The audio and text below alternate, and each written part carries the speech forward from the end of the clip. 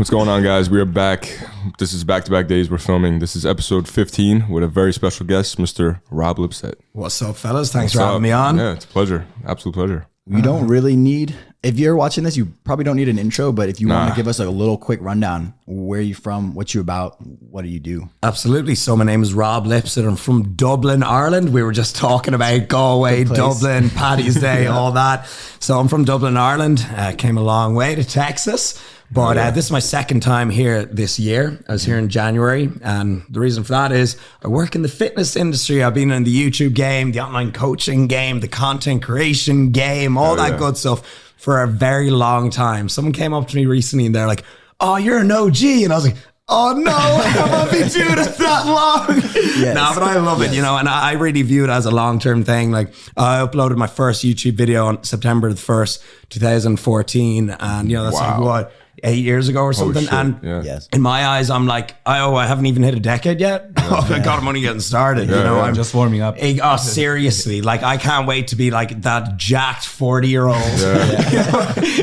Michael Hearn. Yeah, Michael Trent. That's going to be me. Rob Trentsit. And like, so I'm playing the long-term game. I love fitness so much. I genuinely have a passion for training, nutrition, you know, an evidence-based approach, helping people dispel the myths behind it. And that's how I started. So to wind it right back, how did I get into this? Okay.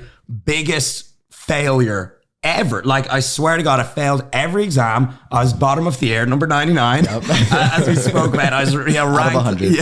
Out of 100. You know, I got into college and then I ended up failing the first year twice. I tried to repeat, try to pass it again. And so at this stage in my life, I'm like, you're terrible at academics. You know, you're drinking and living the student life without passing any exams. So, you know, you're just having fun. And, you know, you're lying in bed, you're sleeping until 2 p.m., you're playing video games, you've no direction in life. What's the one consistent thing in your life, Rob? I looked at myself in the mirror and I go, fitness. What's the one thing you can stick to? Going to the gym and doing some goddamn bicep curls. And I'm a true believer in that you can make a career out of anything. And this is an example I use, okay? There is literal people on YouTube opening up packets of toys and reviewing them and literally making bank from that. Like, there's people, you can do anything. If you like to do something, there is now a way to monetize and make a career out of it. So not to mention, fitness is extremely lucrative. I think fitness is one of the most entrepreneurial avenues there is.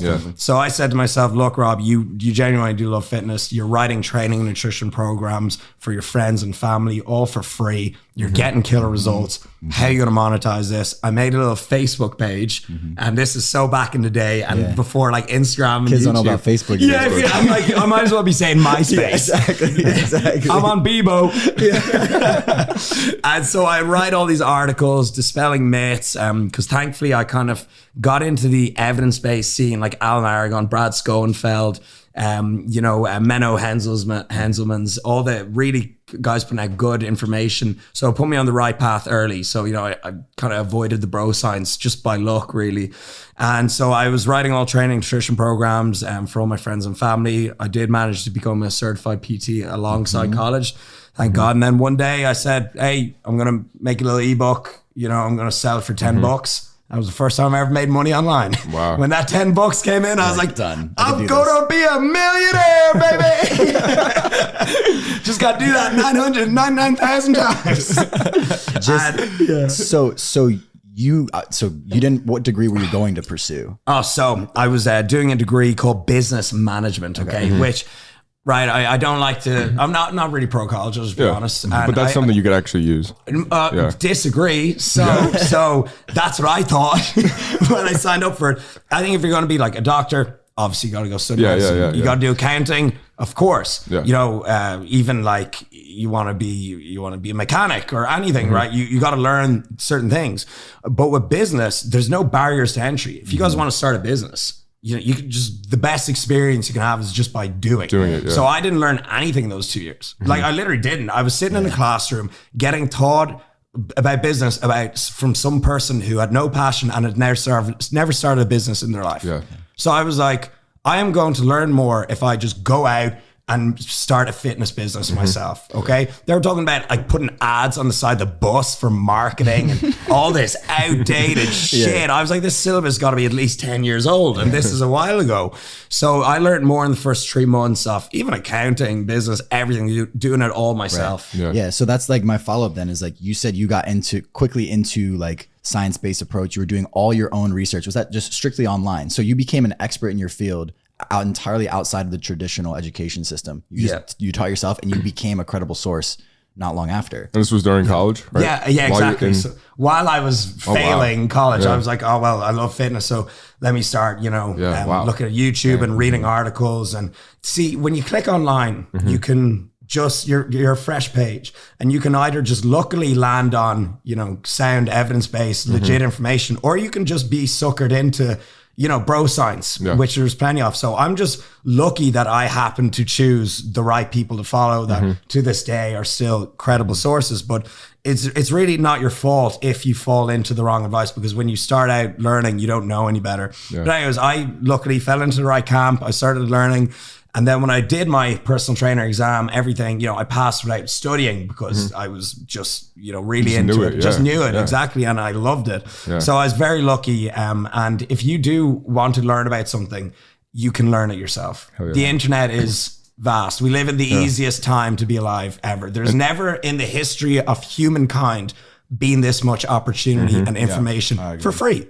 For free. And you surround yourself with people that do what you want to do. And that's the best way to learn. Exactly. Like even, going very, you're zooming in a lot, right? Okay. 100 years ago, internet didn't exist, right? 30 years ago, smartphones weren't even a thing. Like we're so lucky. Smartphones were just a thing in the past. Everyone had them big bricks. You know what I mean? They look kind of cool though. But they look pretty old school, pretty classy. Next business venture. Yeah, exactly. Yeah, bring it back. I'm like, it's everything's coming full circle. And everyone is afraid of mistakes, but that's actually where you learn from. Literally from the mistakes. That's how you like. You never try, you never know. Yeah, exactly. For sure. But so we're very lucky to live in this time of information. And if anyone's listening right now and they're saying, I'm passionate about a certain topic, but I've got to go to college and get a certain amount of points to get into this course. Not true. You can just look at who's the most successful person in your field and they've got probably a big 3-hour podcast. Like imagine you can look at Elon Musk, the richest person in the world, and listen to him do an hour-long interview. It's crazy. It's insane. And it's free. It's out there. It's mind-blowing. And then if you want to go like a little step further, you can now work with mentors and online coaches for a fraction of the cost that would college or cost. Free or free. Exactly. Like I always take like an hour of my day to just go through DMs, and obviously I don't get through all of them, and I'll just like voice note a couple of people, like just randomly land on it. And then this is kind of a bit of social media marketing thing, but then people would really appreciate that, because I remember back in the day when I would DM a lot of guys online, if one of them just shot me a voice message back, I'd lose my shit. So that's for anyone who's trying to build up a really good community online. That's just a really good tactic. Take half hour a day to just do some replies. Talk about that yesterday. So did you start first with like ebook, or you started first with YouTube? So I started first with YouTube, just putting out information. All the videos are still there. They're hilariously bad. They are filmed on an iPhone 5 in this you call this a trap house. You want to see this trap house. It was shared accommodation, so I was just living with strangers. Really? And and so like it would be so annoying. I'd be trying to do a cooking video and someone would just walk in and be like, what the fuck? Or why is there an iPhone sellotape to the wall? Because I didn't have a tripod. Taped it to the wall. I didn't have a tripod. That's fucking crazy. I'm telling you, and like half the time I wouldn't even know if it was like recording. This. Yeah, like exactly like that. And I taped it there with real strong I recorded and then tape because I couldn't get the finger out. And so I'm like, please God, don't run out of memory. And that is it. Like people are always like, oh, I got to make a perfect intro. I got to get a videographer. I got to get a Sony A7. I'm like, dude, just put a phone on the wall and get your message out there. So that's it. And so that's how I started YouTube. And then people would ask me a lot of questions.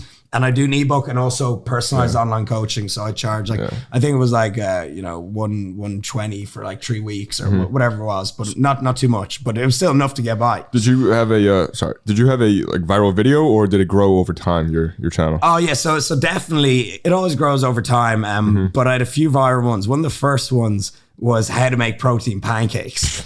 You know, I think it's on crazy. A couple million views now. And that's actually how I started Fuel Cakes, my pancake business. I was like, right, okay, what is a business? Okay, you need to hook us up a little. Yeah, I do. They're all sold out right now. So I'm like, you ate them all. And I'm like, so, what is a business, right? You're coming up with a shortcuts to a solution. So everyone in my channel and my audience, they love making protein pancakes. So I'm like, I'm going to make a cool, quick, easy product that people can enjoy. And that it's just the same as, Christian would always drink White Monster. There so it is. He made his own White Monster. He made his own White Monster. Yeah. Max would eat Sour Patch. He made his own Sour Strip. So oftentimes the business is right in front of us and we should take an audience first approach. It'd be like, what are my audience asking for? Yeah. And then you're just giving it to them, How much, I think people get caught up a lot of times in like decision fatigue and like thinking about things too much. How long did it take you from the point where you were like, maybe I should start my own protein pancake blend to actually like shipping the first one? Like how much time was spent? Yeah. So probably I'd say maybe 6 months to a year. Okay. And so that's not that long from like the idea to the first shipment. Exactly. Yeah. It was always like, so the video is years old and it was kind of like, it was under my eyes for all those years. And then it was actually when I saw Christian, of course, do the 3D, but when I saw Max do like a food product, I was like, because we always think like supplements and clothing, they're like the first kind of two things you think of in the industry. But I thought Max was I'm actually doing a podcast with Max in the morning. I thought Max was really innovative with the Sour Strips. Yeah. I thought that was really impressive. So shout out to Max. Definitely shout a huge, you need to get him on this. He was, we got him on. Oh, did. Oh, nice. Yeah. But like that was a really innovative, and people think that Max is like this goofy, happy-go-lucky guy, which he is. Max, you goofy bastard. But he's also a really smart business guy. He's savage. Yeah, he's actually a dope as hell guy, and he's a grinder. He's super hard worker. Yeah. That's a whole different industry. Food. That's a whole different industry. Bro, I am learning. So right now, I started the company when I was in London, and I sold out, and I wanted to. It was a nightmare with Brexit shipping. So I was like, and my audience is mainly in Ireland. So I'm like, all right, let me move manufacturers, sell out of that, and move it over to Ireland. And again, there's just so much like replicating the recipe. We can't get this certain ingredient over here. You're going to have to substitute this. This isn't FDA approved. You've put Tren in this. There's a lot of shit. But, and another one, just this morning, I got some bad news. I was like, so the new manufacturer was like, oh, we can't do it for this cost, because of inflation. We've been hearing a lot. The prices have gone up. And I'm like 20%. Yeah, exactly. And well, there goes the profit margin. And so you gotta figure all this out. But if you're gonna do business, get ready for problems, and you gotta love those problems, or you can just fuck off. You can't do it. So I can just fuck off. No, there's gonna be another dude who wants to start a sick company. And so I was like this morning. I was like, and then I was like, you know what? Hey, it's a fun opportunity. I was like, nah, it's a puzzle that you got to figure out. 100%. And so you will figure it out. But that's what separates the businesses that survive through tough times and the businesses that shut down. Exactly. I've got a tattoo on my leg that says I'll either find a way or make one. Hell yeah. Okay? I'm literally like, when I'm like, Rob, look at your leg. You can't make excuses. Rob's like fucked up at the bar. He's got to get home. He's like, find a way, bro. Find a way. I'm very good. He's got jeans on. He's got to take them off all the way. Me running around downtown Houston with no pants on. I'll either find a way or make one. Christian's like, oh God. He's wearing Alphalete. Yeah, exactly. What would you say? What is the biggest difference between being a YouTuber / entrepreneur and business owner? Yeah, so YouTuber is a business in itself, in my opinion. I think it's the hardest thing I've ever done. So I've worked, janitor stacking shelves in a shop. I worked in like a suit factory. So like, a blazer would come along on a conveyor belt and I'd have to put it on this steamed robot and the robot would steam up. Like, so I was just doing that for like 12 hours a day. So that's your best friend, the robot. Exactly. Just talk to him all day. I was like, hey, what's new with you today, robot? I worked like making sandwiches, like in a place called Spar. It's kind of the equivalent of. Oh no, yeah, the Spar. Yeah, the grocery shop. So I've worked like loads of like I've worked a desk job in an office, 9 to 6. I've worked loads of these manual jobs, and monotonous jobs that wouldn't be my thing. But doing the whole YouTube online business thing, it's the most time consuming, and it's actually the most brain racking I've ever done.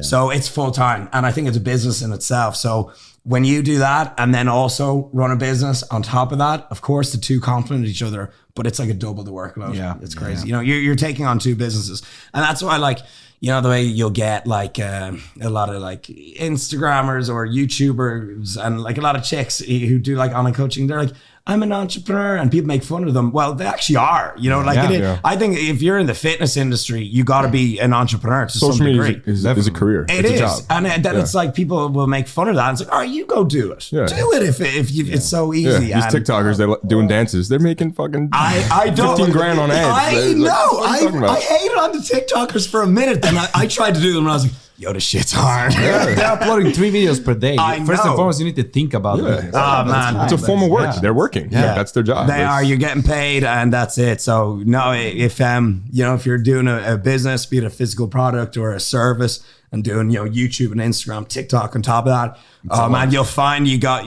not much hours left in the day. Yeah. Do you have any business partners, or this is all you? Yes. So originally, when I was working in the fuel cakes in London, I had people, you know, help with the fulfillment and all that. Because you didn't know much about food and that industry. Exactly, not at all. So they were brilliant at the start, but then I actually just recently parted ways with them, and so I got the 100% of the company back myself, nice. which is awesome. It was fun. Like, it was a mutual. I was like, oh, I'm going to set up in Ireland in a different kind of jurisdiction, I guess you could say. But yeah, so them, and then of course I've got editors, work with a lot of videographers regularly, one in Marbella, like, you know, permanently, then a few guys out here whenever I'm here. But yeah, you can't do all this on your own. No way. You know, and even like this, like, you guys are all working together. So yeah, there's always a lot of people behind the scenes. Even like Linda, my girlfriend, is like, Moran was actually talking about that yesterday because he was trying to do by himself and then led to the burnout, basically. So pretty much. It's like, okay, you'll maybe like save a bit of money, but that money's not worth your sanity. Just pay for an editor, pay for a videographer, pay for a PA or someone to do your emails, just something to keep you on top. So give us a kind of a bird's eye view, like zoom out, give us a timeline of when you started YouTube, when you got your first sponsorship, and then kind of like where all that has fallen into line. Yeah, for sure. So 2012, 13, I was like, you know, weird kind of area when I was like dropping out of college and trying to decide what I wanted to do. 2014, when I started YouTube, I was still working in an office 9 to 5 at this stage. And then that was 2014, 15, 2015, I started doing the online coaching, made my first sale, sold that €10 ebook. You know? And then after like doing it solid for a year, I was getting a few little sponsorships, and then 2016 signed with Alphalete. And so that was huge for me. You know, that was like, I couldn't believe it. You know, you were a fan of Christian? Oh, of course. And so how it actually happened was I sent Christian a Snapchat. Send Christian a Snapchat, right? Send Christian a Snapchat. He definitely doesn't even use Snapchat anymore. And it was just a picture of my laptop with my like YouTube channel open. And I was like, hey bro, I do YouTube too. Wait, how long was the timer for? Unlimited? Yeah, exactly. I want to limit it by 5 hours. Please look. And so I sent him that, and then he sent me a video back like, hey bro, looks good. Send me an email here. And then I just sent him an email. It was on like christian@yahoo.com. How did you even find his Snapchat? I know, because super fan, stalker. Yeah, it was in like one of his like the comments on his YouTube. I'm like, I will find you. I'll find a way. Exactly, find a way to make one. And then he was like, hey, I'm thinking of starting this thing called Alphalete. You know, I'm looking for some guys to help me with it. Do you want to be part of the brand?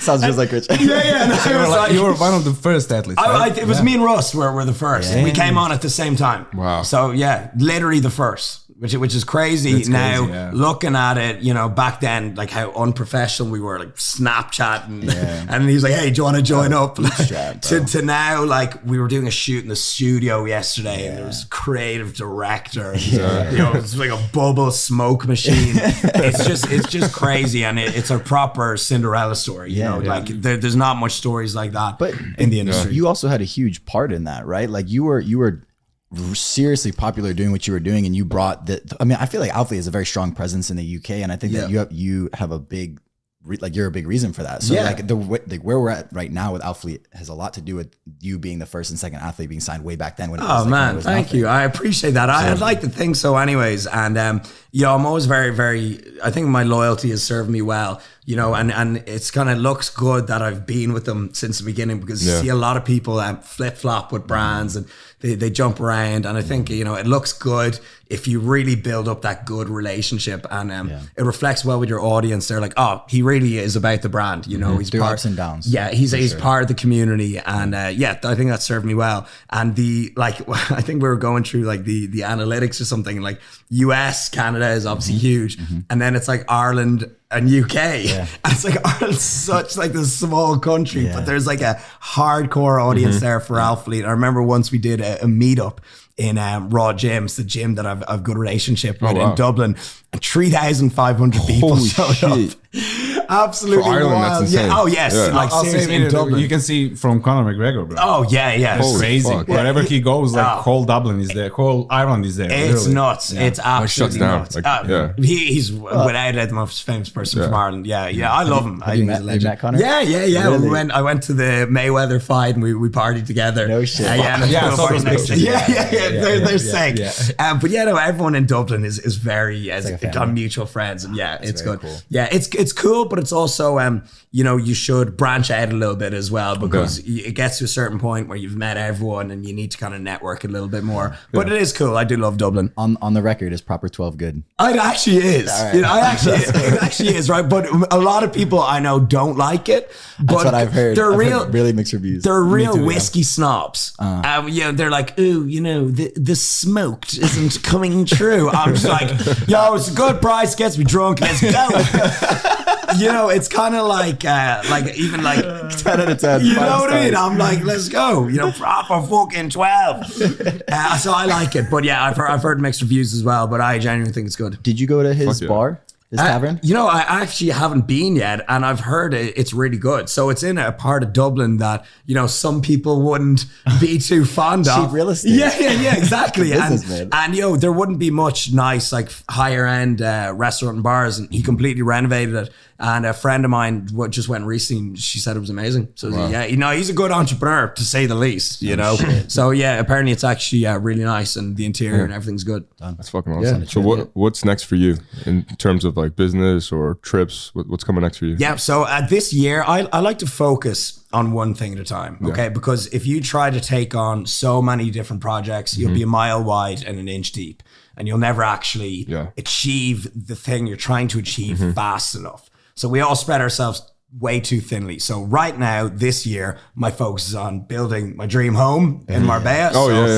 So I bought a villa at the start of the year, and I got an amazing deal. So I know someone who works on property, and she calls me up and she's like, I know you've been interested in buying a property in Marbella. It's kind of like the Miami of Europe, if I was to describe it. And she was like, come take a look at it. It's a really good price, and there's like, you'd have to renovate it. But like project. When you rent, it's like a project, you flip it. Exactly. Yeah. Doing a cool series at the moment. She's like, when you do that, it'll be worth a lot and it'll be beautiful. And so I was like, I saw it, said, put it in deposit on today. Wow. I said, this place got so much potential that day, because there were so many people that wanted to get it. But she was like, because I went to the viewing and there was like loads of people there. Oh, shit. These big like swanky looking ballers, and then there's just like this Irish kid just like, I'm just like, take it. And so I got that on the day. And so my project this year has been renovating that villa, building my dream home, which like I'm touched the wall. Like, what a sentence to say. How grateful, how God bless, like how grateful am I to be able to say that sentence. And so it's been one of the most creative projects I've ever done. And it's been like a little passion project, but it's also going to come out really well. So if you want to follow the updates at Villa Lipsett, and we're all having a big party there. We're all the whole Texas crew. We're going the Euro trip. The Euro trip is happening. When's the grand opening? So it should be ready in July, and then end of August. So oh yeah, like it's like shit. nearly done. It just needs clicking the windows and the electricity's Probably working faster than you thought, right? Yeah, way faster. Because again, I was there like every day, kind of saying, "Hey, this needs to go here, this needs to go there." But I really enjoyed it. But shout out to anyone who's in property. I've like got such a newfound respect for that. I like it's your goal very with that interesting home is to like build the family there and everything, or to flip it. What is it like? So a little bit of both. I'm gonna live there for like a few years or a year, enjoy it. I'm also gonna Airbnb it. So let's say I want to come out to. Let's say I want to come out to Houston for like 3 months. I'd be like, because I travel so much, I'd be like, I always feel so silly. I'm like, I'm paying rent for an empty house. I hate that feeling. So I could like rent this villa out for loads, pay for the entire trip, and be paid to travel. Almost. So do that, and then long term, sell it on and maybe buy something bigger. How do you feel about strangers in your house though when you're not around? I'll just have to absolutely Breaking Bad, clear the place out. Black lights everywhere. They're gonna lift up my mattress, just find a lot of old 90s pornos. Oh, that wasn't there before. I'm like, Linda, they put that there. But no, I don't mind too much. I would just have to. I put all my stuff into storage. It's got a big garage, so I just put everything in storage. And I'm a bit of a minimalist, to be honest. I don't have. Yeah, especially if you're traveling a lot. It's not worth like decoring your house up. Actually, funny story. My house was broken into 2 months ago when I was skiing. No, not the one. I haven't moved in there yet. Just one I was renting in Marbella. And it was broken into, and they took nothing but a D-squared hat. Oh god!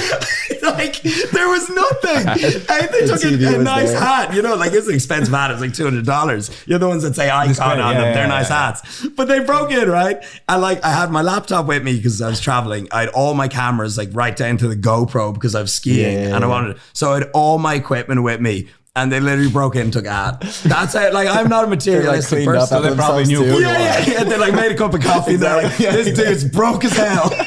We are drinking coffee in Rob Lipsett's house. Put the hat on. Put the hat on. I'm like, with the hat on. Yeah, smoking a selfie. Smoking a cigar. Yeah, send it to me. But so I am not a materialistic person. I'm all for like nice cars, which wasn't stolen, thank God. Buy a property again. That's it. But I'm not one for like materialistic things. Really, I'm very interested in sort of the design in the house that you're working on. You working with a designer, or you basically everything is your brainchild? So again, everything you want to learn is online. So we got an option for like an interior designer, and like they came and they're like, "Oh, so this is our quote." It was like really expensive, and I was like, "I'm literally just going to look up an inspiration page on Instagram, Pinterest, and I just showed it to my builder, and he's like an Eastern European dude. I was like, "You just build this," and he was like, "No problem." And I was like, oh, well, save yourself $100,000. No, honestly, I was like, oh, well, that's it. And he's done like the best job ever. So, of course, like I kind of map out the little details and choose, for example, like the plugs, the sockets, the bathroom. But again, it's just kind of like you show a picture. And it's also what you want, right? Like even the plugs are very small, but at least I chose that plug. The little details, and so like I've got like OCD, as you can probably tell. I'm here like adjusting everything on the table, and so I like oh, thank you, got to get over the line. Thank you. Just tee it up, and so I'm like love really like clean looking, modern, and so that's what I've made the house like, and super organized, and that's also it's been an annoying thing. I haven't been putting out as much content as I wanted in the last few months because I've had no base. I've been like living out of a suitcase and all. Went back to Dublin. Now I'm here, which of course I love to travel, but I do also love being organized as well. So one thing I'm looking forward to the most is making a studio in the villa. So I've mapped that out and really, really excited for that. Yeah. So did you ever had a videographer, or you thought about it? Oh yeah. I've had plenty. I'm yet to find someone that I'll like work with for like 6 months every day. But I think to do that, you need to be like prepping for something. Yeah. But I get one guy to come in. His name's Blaz. Shout out Blaz. Comes in like every week or second week, and we do a house update on the villa. Yeah. So that's awesome. I want to know like what's something specific that you're putting into the villa that is not typical or something that's uniquely Rob? Like when someone walks in, they're like, oh, right, like that's Rob. bar. Yeah. A wall of proper 12. Yeah, so definitely there's a cool little like man cave upstairs. Second story. Yeah, on the second story. And it's like, it's going to be just like a studio and it's shaped like a studio. It's going to have a little lounge area. And again, I'd love to do some podcasts because you get some interesting people in Marbella. There's a good entrepreneurship scene. Nice. And then there's also going to be a little outdoor gym. Like, because the weather's like California, it's amazing weather. So there's going to be a little kind of workout corner. So it's going to be really cool. That's awesome. That's awesome. Yeah. That sounds good. Yeah. No, but you guys are welcome anytime. Seriously, That's so sick. Joe, who just bought a property in Marbella as well, How to Beast. Really? He's in the process of buying one. He did a video on it. Oh, shit. And yeah, he came and visited me and Linda and him and Julia, David and Julia.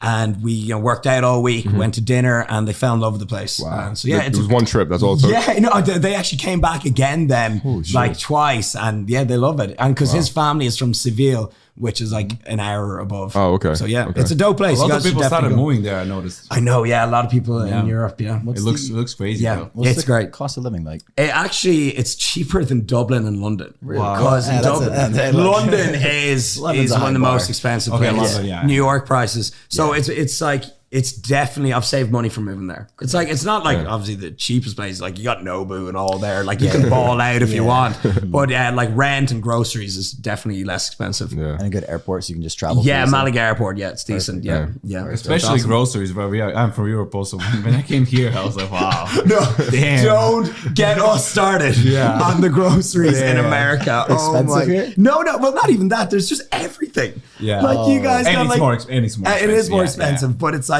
you got like sugar-free everything. You got like 20 different peanut butters. Yeah. I'm like, there's like just salted My first week caramel. living in America, I was just walking around the stores. No, bro, I me swear, too, bro. I Me swear. too. Me and Peanut butter. Linda's like, Rob, can we please leave now? And I'm like, no. Wait. There's 15 protein pancakes. I need to know why. Yeah. I'm like, Aunt Jemima, I'm coming for you. I want to talk about Marian said he emailed you. Yeah. And that's how. So guys you got just like really checking your emails one day and like. Exactly, yeah. This is It was so Mariah. funny. So, yeah, Ryan, he flew to Dublin. And again, like, I love this stage in YouTube when everyone was just flying around doing collabs with each other. Yeah. Obviously, it'll start being like that again now with open travel. Yeah, the last 2 years, just what a joke. Yeah. With that was the worst Terrible. part, was the travel. Yeah. And so, yeah, he just flew to Dublin. We made like 3 videos together. And this was honestly like 2016 maybe, and so long ago.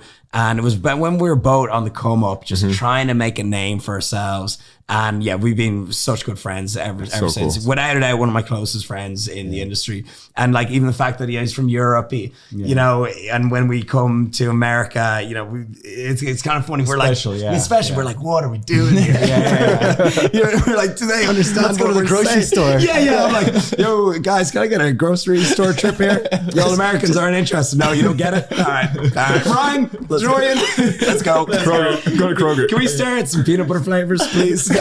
But yeah, no, so Ryan, I've known him for so long, and like we've done like these Ibiza trips where we would just get so fucked up. I remember watching the videos. Oh, They're bro. insane. I watched the it. Ibiza series, the first one. With I like- Thurston there too, just stupid shit, Oh bro. my God, like Ibiza's the wildest place Yeah. you'll ever go to. So Stupid, that bro. was when me and Ryan team bonding. But like you guys should definitely, so Marbella and Ibiza, they're, you know, like an hour flight in between, like they're both in Spain.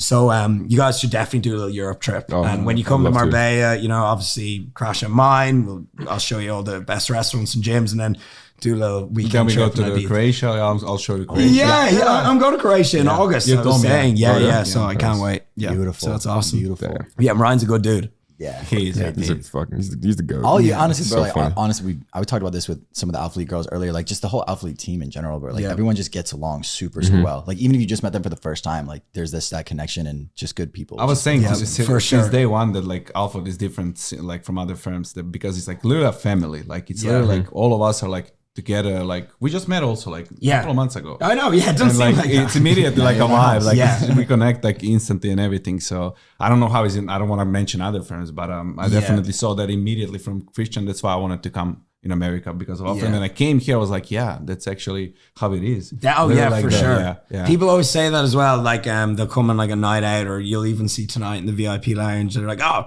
these guys are actually friends. Yeah. You know what I mean? Like everyone's here to help each other. And like, you know, there's the other brands and they're kind of, I've heard apparently it's very cliquey. And it's like it's like tiers to it, like levels. You know, you're just like, oh, he's got the big million, and this guy doesn't. You know, that's what I see. That's what because when I signed for Alphalete, I signed because of basically I won summer shredding. Right? How many followers you have? I was like 2,000 followers. Right? It's like so 3,000. I came in a room for our first photo shoot where everyone had like, you know, like OG's Emily Hayden and those kind of people, like 300,000, 400,000. Those kind of immediately they approached me. They were like, "Oh, so happy to have you here with us. What's your name?" This I was like, "Wow, that's like." Everyone started talking to me. No one like was anymore like talking between themselves. They like put attention on me just for me to feel comfortable. I was like, "Wow." And no one even thinks like that. So I was doing a shoot with Michaela. You know, she just came on board recently, and we were talking about TikTok.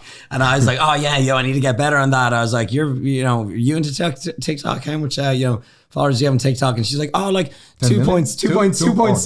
She goes 2.7. I go, "Oh, 2.7 thousand. Yeah, I'm only on like 15,000. She goes, "No, 2.7 million." Well, I'm almost there. Yeah, and I was like, give me a little while there. But like, no one even knows. No one cares. No one's bringing it up. And it's just really nice. We laughed. And it was funny, It's not like you walk around with like your following number. And some people act like that. Some people in today's cloudy world, they act like that, and they judge. A lot of people, most people. It's like a Black Mirror, that episode where they have it. Great series, and and it's just ridiculous. And we need to strip it back. We need to have more conversations like this, and that's it. You need to be outgoing. You need to have manners. Yeah, that's key. People when they come up, they're like, oh, like. I don't want to bother you, but like you changed my life. It's like, bro, you can bother us. If you moved here because you watched a podcast episode, fucking talk to us. And, like we're good. Like it's not like I know people get intimidated talk. Like I'm sure people purposely don't come up to you because they are intimidated or they don't want to bother you. But that's why we do what we do, right? We want to hear your stories. We want to connect with y'all. We want to know that what we're doing is making an impact. So everyone listening to that, like especially on a weekend like this. Everyone like Rob is fully prepared to talk every second of every day. So bro, say what's up. I can never imagine Rob being rude to someone. No. So I'll tell you, right? I remember when I just started out in the industry and I would fly myself to all, this is again 2016, 17, Rob. And I'd fly to all the industry or all the expos on my own. And I'd like I'd go ask people for a photo. I was like a fan of a lot of people. And I'd always remember the people that were really nice, had great manners, and it took time of day. And I'll remember the people that weren't. So for example, someone who was really nice, right? Steve Cook. Right? Yeah. Joe, who else was really nice? Hodge twins. The legends. They were like, they're so nice. And like, because they're not even in they seem like yo man. But like, I'll remember there are two people that I went up to at Body Power and they was just so nice. And there's other guys, won't name any names, no time of day, really rude. And it was like finding out Santa Claus wasn't real. And I said, I was like, what a disappointment, Russ said the same thing when he came on. He said there's one person that he looked up to, he was his idol, and he treated him like a piece of shit that one day. And he was like, never again. I'm never again. And I was like, I'm never doing that, ever. It actually disgusting, right? It's just, So whenever anyone comes up to me in the gym, I'm like, thank you so much, because I had a fucking life I hated, working the shitty ass jobs that I hated. And then it's like, don't ever bite the hand that feeds you. It's like, you're able to do what you do because you have an audience, Exactly. And it's like, so your number one job should be to help people out and be nice and be kind. And so I hate when I see people lose sight of that, And like they say like, oh, nice guys finish last. Not at all. All the biggest names in the industry, all super nice guys. Long term, definitely not. No, it'll bite you in the ass. In the beginning, you might like blow some things because you're nice, but long term, definitely. No, definitely. Being humble definitely like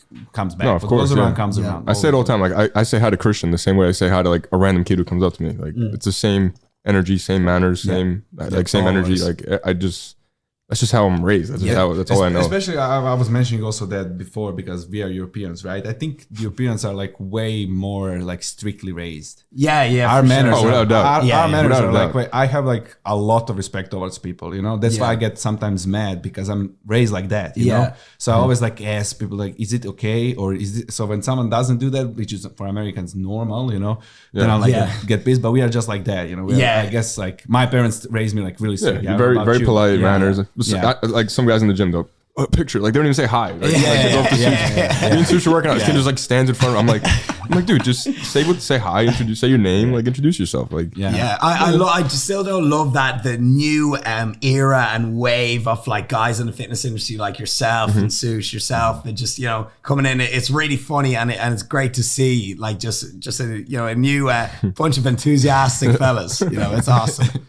I love it. I get such a kick out of them. Like some of the funniest. Like I love the podcast, Sush and James's podcast. It's hilarious. I was like the biggest fan of that podcast. Yeah, like the biggest. Yeah, now and you're doing he's like one of my best friends. Yeah. He's like, I was on it. Like it's fucking crazy. Yeah, no, they're great guys, and I love how there's like classes in the fitness industry. There's like the class of 2000. Yes, you know what I mean? Exactly. Like it's so funny. Like before, like me, Max, Christian. You were class 1. I know. I'm class 2. Class 1 was like like Steve Cook, Rob Riches, Paige Hathaway, like all that, like really like cheesy magazine polite cover. Version, And then my kind of era went a little bit more like vloggy, and there was a lot of Quest bars at some stage as well. I was like, where did they come out of? And then now the next one, it was like really on aesthetics. It was like David Lade and all that crew. And then now it's like, all these guys like James and Sush and all, and they're kind of like all in the same shape. TikTok. Now it's everything They're more acceptable, fun. They're more like It's fun like, and easygoing, Yeah. And Sush says all the time, like he's trying to go like a lifestyle route. Like, he doesn't want to do fitness anymore. Which I respect it. Like, that's what he wants to do. But like exactly. Yeah. It's hard for people to understand. Like what? Wait, you were the gym guy. How are you not gonna be the gym guy anymore? Like He's 21 years old. Life's like you're changing. That's what I'm saying. So I didn't even start YouTube till I was 22. That's what I'm saying. That's what I'm saying. And he's so huge already in 21. Seriously. America is different. But when I came here, I was like, this guy is huge. How old are you? He's like 17. I'm like, what the fuck? I know. I live in like, I didn't know where my head is like when I was 17. I'm only 25, but like when I hear like about Sush's problems I'm like, I remember when I was 21, 22. I had those like girls and like all that stuff. I'm like, it's so wild. Wait a few years. You'll get over all that. Life shit. here is way faster. And so one thing as well, right? So this was one of I don't want to say the struggle. It was a difficult thing. No, you're for allowed me. to say I'm it's allowed. hard Okay, for you. That's fine. That's fine. There's other shit that's a lot harder, but something that was let me say a barrier to entry or something in the way was, and you will relate to this, is that there was no online fitness industry in Ireland or in Dublin, right? I'm the first fitness YouTuber. I'm not even, I can say that with confidence. I said to Moran yesterday, he was, besides Christian, you of course, I've literally watched you, Moran, Christian, and I think later on Max. Yeah. I think you, Moran, and Christian was the first 3 people that I started Exactly. watching. And Moran said the same thing as well. There was no one for me to collaborate in Dublin with. And when I started putting my content out there, everyone's like, who the fuck do you think you are? What are you doing? The state of this lad. Curling Euro, bro. Flex Europe. Flexing in the bathroom. Recording yourself. Recording yourself. Like, and being like, this is how you should eat and train. Everyone's like, who do you think you are? Yeah. You That's literally why I made a piece move, bro. of shit. Yeah. And you just gotta, and like at times I was Turn like, off. oh God, like, I maybe I'm making it embarrassing myself. Maybe I should stop. But that's when you got to keep going. That's when that's a small town mentality. And it's crabs in a bucket. And when one of the crabs tries to get out of the bucket, the other crabs try putting back down. So you need to get out and broaden your horizons. It's a little bubble. That's why you're here. Literally, You know what I mean? I started YouTube and I was like, I played still soccer professionally that time. And I was like, bro, I actually like YouTube. Like I enjoy it way more than soccer. So I started filming in Germany. I was living in Germany. And they're really like patriots, and I started filming and I would even film in the gym, which is perfectly normal. There will be influencers like with I know those people, like I will check IG, there will be like 400,000 people, and I will like put my tripod and camera, bro, they will literally turn off the music and look at me. Oh my God. I was like, can I like, I don't know what to do. Like, I have no idea. I will speak on English like in a camera, and they're like, speak Deutsch. No way. Yeah. Oh like, my God. I was like really uncomfortable. I was like, if I want to do this, I can't live in the places like that. I need to move, The crazy part about that for you though is like that truly is a struggle that exists when creators like not having the support around you. But like nowadays, people can see how much success can be had. But back then there wasn't 1,000 examples of someone being successful with that. So like I can imagine it being super hard for you because you probably thought like, no, maybe they are right. If everyone's saying this and there's only a few examples of this working, why me? Why would that work for me? But now it's like, because you were different. Yeah. Like that's super impressive, because now it's like, you can look everywhere we look at Alphalete, there's people doing it. So it's like, there is a little bit that encouragement. It's like, I just got to get through that. You wrote the blueprint. Way easier. You created the blueprint, and then like everyone else came after. I actually see like a load of these young Irish lads online. They're all on TikTok and doing Instagram reels, and they're all putting out really good information, and they're helping change people's lives. They're helping people sift through the bullshit, and I love to see it. And I feel like a proud father. No, you know what I mean? Yeah. And it's really no, I do. I actually follow them all now, and like it's legendary to see. And that's like how, because I have such a passion for fitness, and I want more people to get into the weights room. I want more people to make better food choices. I want more people to understand how to eat and train. And so if I started something and passed it down to other people, and other people start doing it, it creates this amazing domino effect. And then I'm like, my job is done. My mission is done. So it's awesome to see. That's why I literally immediately said, even to Joe and everything, I was like, those are my people. Like I immediately connected with you guys, because I lived in Europe for a long time, and now I live in America, and I'm no huge difference in between. So I like listening to you, journey. Listening to Moran, like all of your like businesses, the mindset that you have. I'm like, wow, if he does that in Europe, like if you live here, bro, like there will be multiple dead by 100 times. Because, everything is in Europe is so much slower and more difficult to do. So I have so much respect, because I experienced both sides. So appreciate it. I was actually very close. Well, it got approved. I got an O1 visa for America. So I was going to be an American citizen. And then COVID hit, and they put visas all on pause. I can get it again when I want, but right now I'm happy with things in Marbella, and you can always just come here for 3 months, and you have your 90 days. Everything's going to be open. Everywhere's going to be open. But if I do ever want to stay longer for 3 months, I can resume my application. And again, it's all pre-approved. And I was at the time in 2019, I was thinking, I was like, I'd love to live in LA, but it's more of a holiday. I was just there. I only knew from we always just think the outsiders think, LA. Europe knows about New York and LA. New York and LA. Place to visit. I was there last week. It was fantastic. But exactly. But livable, you would just lose the run yourself. It's just too much like a holiday, and the property too many prices, distractions. Way too many distractions. Yeah, but if you want to get some work done somewhere like Houston, where you already know 100 people, which is brilliant. I love it here. And community. We just work. We just spend time together, and that's it. I love it. Every time I come here, it's my second time this year. I just very motivated, and I always just have a good feeling leaving the place. You know what I mean? I feel fulfilled. So it's really because cool. everyone's so welcoming and wanna actually like help you, wanna like be around you, wanna hang out with you. That's like, it's for me that was like the biggest thing when I and when you leave, you're like shit, like I miss it. Like I miss the atmosphere, the camaraderie. For sure. Especially for us, as I said, because like when I came here, that was the best thing that I experienced so far. Because in Europe, what I did in Europe, I was exactly the same person as right now, right?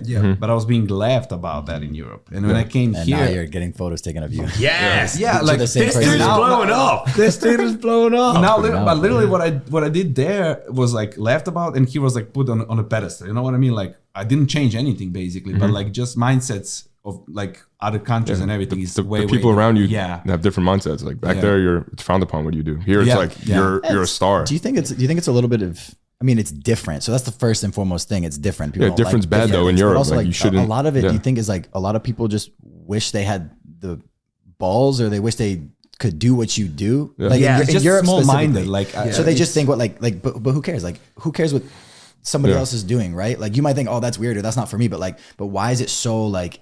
Why are they so against that? Because it's like people don't want to see other people step out of line and do something different. It's like it's strange. So now in Ireland, I could actually. It's completely changed. It's actually becoming a huge industry. Interesting. And like social media. Yeah, exactly. And like people putting out loads of content and fitness especially. So it's changed so much. In previous years when I did it, there was a lot of begrudgery. People don't want to see other people. They want to see you do well, but not better than them. And so that was about 6 years ago. But now it has changed a lot. It's definitely more open. That's great. Yeah, so it's good to see. Yeah.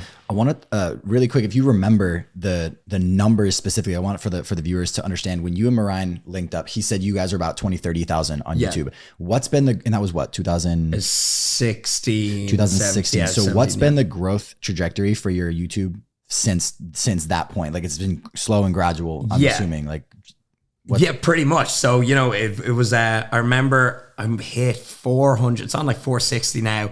I hit 400,000 like maybe like 2 years ago or a year ago. And it's like, it was the first year was like 10K. And then the second year was like 30K. And then it was like 60K. And then it was like 150K. And so if anyone's listening to this and they're in their first year and they're not getting the results they want, you can't give up. No. If the part where you feel like giving up is literally the exact moment when you need to double down. That's the time when you need to go hard. I'll put right now a shout out again. I'll say it again. Jesse James West. 8 years on YouTube. People have no idea. I met him in person. We talked. I know like the story. 6 years he was on YouTube before that. 20,000 followers. I did not know that. 6 years, 20,000 subscribers, like 200-300 views per video. One video went viral. He took the momentum. Yeah. Like no one else in the industry, and now he's the biggest, in my opinion, probably biggest fitness in YouTube. Yeah, that's insane. In 1 year he grew from like I don't know, 100K to million. Yeah, that's absolutely nuts. I did not know he was 6 years before. I only found his stuff like 2 years ago, tops. Yeah. And I was like, I thought he literally just started 2 years ago. Everyone thinks, and he wanted to quit. He said the same. He said literally, that's why I mentioned him because he literally said the same words. He was like, right when I wanted to quit, I remember that picture. You know when those in minor, and they're like one is like so close. And he quits. Yeah, the diamonds are there. Yes. Literally I know the one. And he literally talked about that. And I was like, I'm just gonna continue. And then after last video before going viral was literally that video that he made. I quit. Yeah. And then he was like, you know what? I'll do one more. And he did that one, and that video went fucking viral. Oh my god, the one I got a goosebumps right now. Oh my god. That's crazy. perfect. And so that's something I remind myself a lot as well. You know, like today I got the fucking manufacturer tell me, oh, this isn't possible. And I'm like, I feel like just scrapping it off. And then I'm like, no, this is when I need to pick up the phone and start fucking calling. That's when you remember why you started. Yeah, exactly. You stop and reflect. And it's always going to be difficult. Yeah. If it's something like meant to be successful, it's always going to be like that. Another one I like as well, right? Okay, you know when you're stressed out, right? And there's chaos going on all around you. This is what you want. Do you want your life to be fucking boring? Exactly. Shut the fuck up. Do you literally want to sit down and watch TV and have everything go smoothly? No, you want some shit. You want some trouble. There's no good movie that you've ever seen in your life. And this starts off with a guy and he starts his day and the movie goes well and then the movie ends. No, around 3 parts in, something goes to shit and then the superhero, he becomes a superhero and he saves the day and the movie ends on a high note. That's what you want. You don't want easy all the way. Literally what we talk in between ourselves. When we came here, it was like slow. Now it's like really fast. Or even we when don't something sleep, goes, we don't do anything. But like in the end of the day, we come home like exhausted. But you chose that. We chose that. Or like when something goes wrong, like always next week's like something good happens. Yeah, you know exactly. Like, that's why after enough time, it's just like you're reassuring yourself that you can handle anything because all the problems you deal with every day, every month, every year, big, small, whatever. If you continue to overcome that, you continue to figure it the fuck out, then you just know there's nothing that can get thrown your way that you can't figure out. Because I promise you right now, no matter what problem I say you're going to come into, you're going to be like, all right, I'll figure it out. Yeah. What do you, like, imagine how much of a bitch you'd sound like if you're like, okay, I'm just going to leave it there. It's not an option. You're like, oh, it's like, people are like, oh, I'm going to quit. It's like, girl, say it out loud. Say that out loud. Say that and think how bad you're going to feel. You're not going to do it. Oh no. All right. We'll go live. We're going to hop on the live. So someone's going to ask you a question. Sweet. Me and Robbie have a photo shoot. Here we go. This is a good little feature. Yeah, it's Harry's idea. It's a great idea. Thank you. You don't have to respond to that. Robbie. I'll spit some bars. It's gonna be like, it's 2:30. We need to bring robots again. The most drunk I've ever been was actually probably in Dubai about 2 years ago. I swear to God, I do not remember leaving the hotel. Really? Yeah, I left the hotel for the pregame. For the pregame, and that was it. Apparently, I was in One Oak. Apparently, I was like trying to hop in like a Ferrari. Like I was like, give me that. And like apparently, I was running down the beach. No recollection. First time I went for the people that are watching and Were you wearing listening. Alphalete? Listen, first time that just to say that I met Rob, we were in the lounge. He was drinking. First time I met him. Yeah. You were acting like you're a rhino, bro. Yeah, Rhino. I was Rhino Rob. Wreck-It Ralph. I'm Wreck-It Rob. All right, what's up, brother? What's up, bro? What's good? Doing cardio? Hell yeah, right here at the He's getting shredded. All right, you got one question for Rob Lipsett. Go, shoot. All right. Damn, I ain't even think about it. If there was one thing that you would do besides being in this industry, what would it be? So, you know what? I was having this conversation with someone, and shout out to LT, I would be in the videography, content creation, marketing world. Like, I think there's just so much opportunity there. Like, for example, I am literally like paying dudes to put text on a screen for a TikTok nowadays. You know, I think there's so much there's so much opportunity out there for that right now. So I would definitely be behind the camera instead of in front of it. I think it's a really cool world to be in. That's dope. Great question. Great question, bro. And good answer. Get that cardio, bro. Yeah. So unfortunately, we are Appreciate you, bro. running a little bit behind. So, but we definitely this was a great podcast. This was one of the funniest. Yeah, but I wanted to ask you, do you Great have like podcast. any ending words? And definitely need to Final statements. Definitely need to call Rob once again. Yeah, man. I'll be here again. I think like there was one year I came to Texas like 3 times in the year. I slept on Maybe Max's this year. couch. This year's over too. Yeah, that couch is called my name. We are It's a waiting very on appetizing couch. Winter. We are waiting for you. That's the third time. I love it. Look, anyone who's listening to this, I hope you got a little boost of positivity. Use that momentum to go into the new week, smash your goals, and like what we said, when you feel like giving up, don't fucking give up. So thanks so much for having me on. Thank you. If you guys want to find out more about me, Rob Lipsett on YouTube and Instagram, come check me out for some good vibes. And again, fuelcakes.com. The relaunch is going to be epic. And thanks so much for having me on, guys. Thank you for coming. And before we wrap, I wanted to say you're by far the most cheerful and positive person that I ever met in my life. That's it. You can't be sad around this guy. Literally. I don't have the audacity to complain. I am so much further than I should be. I'm like, someone's going to bust in the door and be like, Rob, the jig is up. I want to make sure, and we can add this back in at the end, but the question that we want to remember to ask is like, are the podcast legacy loading? Like, you can keep this really brief if you want, but like, what is a legacy?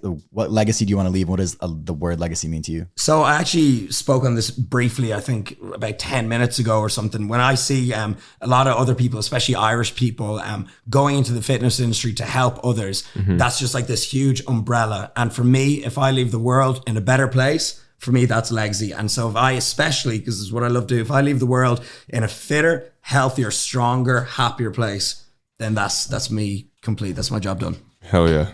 Say no more. That's it. Beautiful. That is episode 15. Rob, thank you for coming. Thank you for coming. We'll see you in episode 16. We'll see them episode 16. See you in 16 with our special guest,